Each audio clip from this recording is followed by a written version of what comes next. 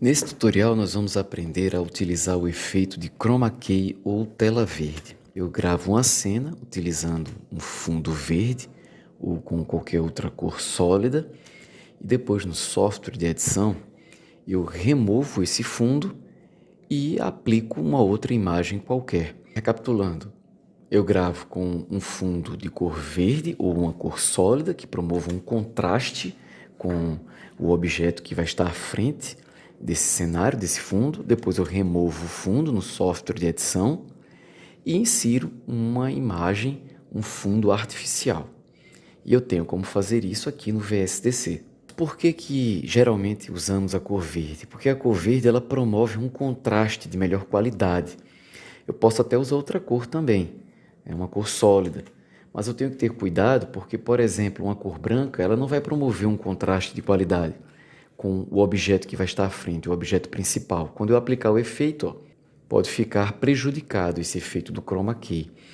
Outra coisa importante também é evitar sombras, porque se eu captar a sombra, quando eu aplicar o efeito do Chroma Key, a sombra ela também vai prejudicar a qualidade.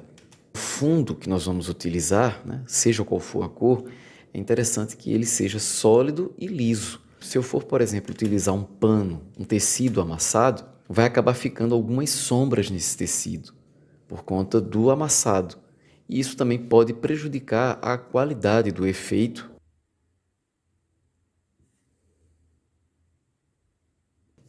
Depois que eu captar a imagem, eu importo essa imagem para o VSDC.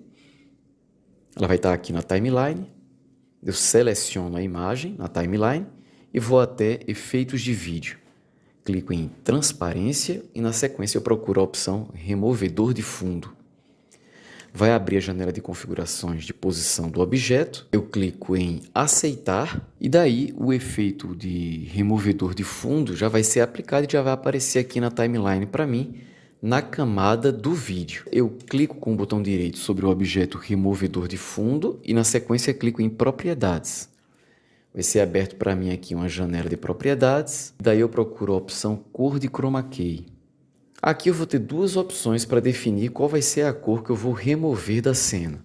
Ou eu posso clicar nesse quadradinho colorido, que no caso aqui está verde.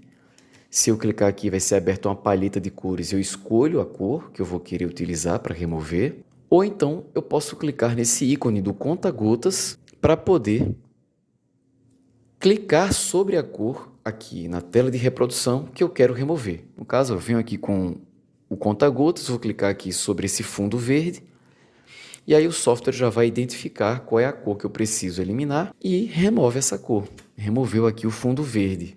O fundo, no caso, ficou transparente. Agora a etapa seguinte é inserir uma imagem no fundo aqui. Eu vou voltar para a camada principal, cena 0, e vou importar uma outra imagem que vai ser a imagem que eu vou querer utilizar aqui no fundo. Na janela de configurações de posição do objeto, eu clico em aceitar e a imagem vai ser importada. Tá aqui, eu escolhi essa imagem do oceano.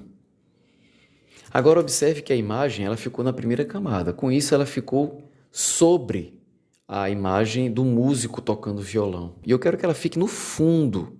Então, o que é que eu vou fazer? Vou selecionar a imagem do oceano aqui na timeline e depois aqui na aba Editor, eu venho onde estão essas setinhas aqui e clico para baixar, para descer a imagem do oceano, para ela ficar na segunda camada e com isso ir para o fundo.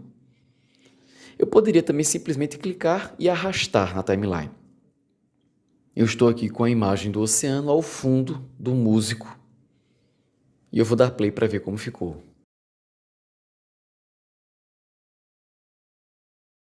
Agora, para recapitular todo esse processo, eu vou inserir uma outra imagem de fundo aqui. Vou inserir agora a imagem do planeta Terra, do espaço sideral. Vou refazer todos os passos que nós já fizemos.